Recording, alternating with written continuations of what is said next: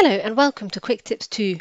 Today I'm going to show you how to connect your guests to your home Wi-Fi using a QR code on Android 15.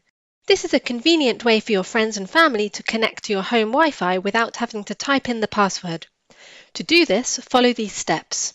On your phone, go to Settings, tap on Network and Internet, tap on Internet, tap on the Wi-Fi network you're currently connected to. In my case, it's home internet. Tap on Share. Unlock your phone if prompted. A QR code will be generated. Your friends and family can now scan this code using their phones to connect to your home network automatically. You can now take a screenshot of this QR code and share it with your guests for their use.